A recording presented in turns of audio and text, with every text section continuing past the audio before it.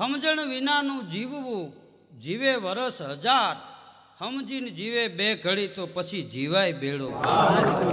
સારા જીવનની મજા છે. માણસ કેટલા વર્ષ જીવે છે એ મહત્વનું નથી, કેવું જીવે છે એ મહત્વનું છે. નહીતર ઘણાય જીવે ત્યાં સુધી તો નડે, મરવા ટાણે 50-50ના લગ્ન બંધરી એવી તારીખે મરે. અને કાં મરે વાવણી ટાણે, ગામમાં કોઈ હોય નહીં, હોય એ કપાસિયું વાળા હોય. હા, દિવસના 1:30 વાગે શમશાન યાત્રા કાઢી હોય તો સાંજના 7:30 પુગાડે, મમરાનો થેલો જાય એમ ઉપાડ્યો.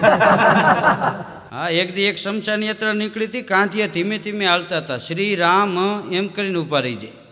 શ્રી રામ, મેં કીધું કેમ ધીમે ધીમે હાલો છો? મને કે બાપુજીને શ્વાસ હતો ને. હવે એના બાપાને શ્વાસ હતો ને કાંતિયા પાસે પરેજી રખવતા હતા. હા, એક દી એક શમશાન યાત્રા નીકળી હતી, એક ભાઈ મોટર શીખતા હતા, નનામી હારે ભટકાડી. નનામી પડી ગઈ ને કાંતિયા દોડ્યા ને મોટરવાળાનો કાટલો જાયલો. તો મોટરવાળો શું કહે ખબર છે? જેને લાગ્યું છે એ કાંઈ બોલતો નથી ને તમે શું મગજમારી કરો છો? આપણો દેશ એ કે આમ જ પાછળ રહી ગયો. એલા કીધું આમાં લાગ્યું હોય ન બોલે, બીજા બોલે. સારા જીવનની મજા છે. હમણાં એક જણો તો એટલો બધો વાયડાએ ચડી ગયો, જ્યાં કન્યા જોવા જાય ત્યાં કે આ ઊંચી છે ને આ નીચી છે ને આ કાળી છે ને આ નમણી બરોબર નથી. પોતાને 3 કપાસિયું પગમાં એ ન જોવે, તે જોવામાં 3 વર્ષ કાઢ્યા. 21મી કન્યા જોવા ગયો ને ત્યારે એના કાકાને કીધું, કાકા એ કે આપણે પહેલી વાર જે કન્યા જોવા ગયા હતા એ બરોબર હતી, હાલો પાછા ન્યા જાય. 3 વર્ષે કાકો ભત્રીજો પહેલી વાર જોવા ગયા હતા, ન્યા પાછા આવ્યા. ત્યાં તો ઓલી છોકરી નાનકડું છોકરું તેડીને બહાર નીકળી કે જો મામા આવ્યા, મામા આવ્યા. આ તો જુવાનીઓને ભલામણ કરું છું, જોવા જાવ તો 1, 2 ને 3 ફાઇનલ કરજો. હા, નહીતર મામામાં ગણતરી થાય. હા, એક જણો જોવા ગયો તો કન્યા આવી ચા આપીને હાલતી થઈ, બેઠો બેઠો કે બેન થોડુંક પાણી આપજો. છોકરી કે ભાઈ હવે ઘરે જઈને પી લેજો, 2 ગ્લાસ તમારા બાપાને પાઈ દેજો. આ મગજમારી ન થાય. હા, અમુક બાયુના મોઢા હોય ભેંસના વાહા જેવા, શક્કર વકર ડોળા હોય, એક ડાબલી મહી સાંજી હોય. હા, ને પાવડર તો એટલો બધો લગાડ્યો હોય જાણી લોટના ડબ્બામાં કૂતરી મોઢું નાખીને ભાગી હોય એવું.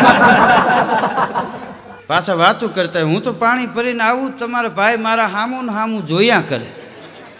આ જોવે નહીં, તું આવ્યા પછી 18 વર્ષથી આ ઉકાળા પૈગ્યા આંટા મારે, બીજા ચંપલનો વેચ નથી રહેવા દીધો. સારા જીવનની મજા છે. અને માણા કેટલું ભણે છે એ મહત્વનું નથી, કેટલું ગણે છે એ મહત્વનું છે. હા, નિશાળે છોકરા બેઠા હતા ને, એમાં એક છોકરાને સાહેબે ઊભો કરીને પૂછેલું કે તારું નામ શું? કે મગનો. નામ જ મગનો, આમ તો અળદનો હોય એવો કલરમાં. સાહેબ કે કેટલામાં ભણે છે? કે 7મું. સારું, મારે તને એક પ્રશ્ન કરવો છે. એ કે રાવણને કોણે માર્યો? ત્યાંથી રોવા માંડ્યો. કે સાહેબ મેં નથી માર્યો, હું ત્યાં હતોય નહીં, તમને ગમે એને કોકે મારું ખોટું નામ દઈ દીધું. સાહેબ કે મારે તને કાંઈ કહેવું નથી, તને ભણાવે છે એ સાહેબને બોલાવીને અહીંયા આવ. મગનો એના સાહેબને બોલાવીને આવ્યો, પરીક્ષા લેવા આવ્યા હતા. એ સાહેબે મગનાના સાહેબને કીધું કે આ મગન તમારી પાસે ભણે છે? કે હા. એ કે હાવ આવું ભણતર હોય કેમ? એ કે મેં એને પ્રશ્ન કર્યો રાવણને કોણે માર્યો, ત્યાં એ રોવા માંડ્યો કે મેં નથી માર્યો ને હું ત્યાં હતો નહીં, તમને કોકે મારું ખોટું નામ દઈ દીધું છે.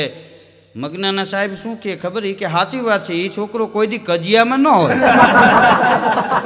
પરીક્ષા લેવા આવ્યા તો એ સાહેબ ઝજકી ગયા કે આખા થળિયા ખોટા થઈ ગયા, આમાં કોને કહેવું? આ શિક્ષકે એક દી મીણબત્તી પેટાવી, છોકરાઓને પ્રશ્ન કર્યો કે આ પ્રકાશ આવ્યો ક્યાંથી? કોઈક જવાબ આપો. બધાય નિશાળિયા છાનમુના થઈ ગયા. એક નિશાળીઓ ઊભો થઈને આવ્યો, એ અદપ વાળીને કાટ કાટ કાટ કાટ કાટ કાટ ડગલા માંડતો માંડતો. સાહેબને એમ કે હમણાં જવાબ આપશે, પણ એ નિશાળીએ બાજુમાં આવી ફૂંક મારી અને મીણબત્તી ઠારી નાખી. સાહેબને કે આ પ્રકાશ ગયો ક્યાં? કે એ મને નથી ખબર. તો કે મને નથી ખબર. આ સાહેબને ઘૂમરે નાખ્યા. ભણતર છે એ તો ત્રીજી આંખ છે. હા, પાયા વગરનું ચણતર નકામું, એમ ગણતર વિનાનું ભણતર નકામું. ગામડાના અભણ માણસો એવું જીવન જીવન વિયા ગયા છે. આજ ભણેલા એને યાદ કરે. એ ગામડામાં 2 ખેડૂને, 2ને કાળા બળદ હતા. એકનો બળદ મરી ગયો, બીજાનો રાતે ચોરી કરીને લઈ આવ્યો. તો ઓલા ખેડૂએ કેસ કર્યો, કોર્ટમાં કેસ આવેલો. આ ખેડૂ કે આ મારો બળદ છે, ઓઈલો ખેડૂ કે આ મારો બળદ છે. જજ મૂંઝાણા કે શું નિર્ણય લેવો. જજે એક નિર્ણય લીધો કે આ બળદને ગામના ચોકમાંથી છૂટો કરો, જેનો હશે એના ઘેરે જાય. ચોરી કરીને લઈ આવ્યો તો એ ખેડૂતને ખબર હતી આપણો બળદ નથી, આપણા ઘેરે નહીં આવે. એ અભણ ખેડૂએ જજ સામો દાવો કર્યો. એ કે સાહેબ તો એ નિર્ણય બળદે લીધો કહેવાય. આ સરકાર પગાર શેનો આપે છે તમને? એ કે બળદિયા નિર્ણય લઈ લેતા હોય તો અહીં તમારું શું કામ છે? હા, એમ કરીને 6 મહિના કેસ લંબાવ્યો ને ખેતી કરી લીધી. હા, આ ગામડું. હમણાં એક ભાઈને નોકરીમાં ઇન્ટરવ્યૂ હતું તો સાહેબે પૂછ્યું, એ કે સરકારી ખાતા વિશે જાણો છો? કે હા, હું તમામ જાણું છું. એ કે સરકારમાં કેટલા ખાતા હોય? ઓલો કે સાહેબ આમ તો લગભગ બધાય ખાતા હોય, પ્રધાનથી માંડીને પટાવાળા સુધી. હા, પણ ભણતર છે એ ત્રીજી આંખ છે. ગામડાના અપણ બાપા અમદાવાદની વીઆઈપી હોટલમાં જમતા હતા. વીઆઈપી હોટલમાં ભાતને રાઈસ કી જમતા જમતા પોણે પહોંચ્યા ને વેઇટરે આવીને પૂછ્યું કે બાપા રાઈસ આપું? બાપા કે રાઈસ તો હમણાં લીધી, જોતર હોય તો આપો. આ સારું લ્યો કે બધું આઈને મળે. ઓલો ખાવાની રાઈસ કે આ બળદ બાંધવાની સમજે. હા, એક બાપા ગામમાં અટાણું કરવા ગયા ને બપોરને ટાણે ભૂખ લાગી. ભણેલાને પૂછ્યું કે આટલામાં ક્યાંય ગાંઠિયા મળશે? ઓલો આડોળ માણસ કોર્ટનો દરવાજો બતાવ્યો, ખામીના દરવાજામાં જાઓ ત્યાં મળી જાય. ભાભો હાથમાં થેલીને કોર્ટમાં દાખલ થયો. કોર્ટમાં કેસની જાકાજીક બોલતી હતી. જજને બરોબર જજમેન્ટ લેવો, હથોડી પછાડી ઓર્ડર ઓર્ડર. ભાભો કે 250 ગાંઠિયા આપજો. પોલીસવાળાએ ટીંગા ટોળી કરીને ઉપાડ્યો. એ કે ભેગા મરચાઈ નાખજો. મને ખબર નહીં અહીં લાઈનમાં ઊભું રહેવું પડે.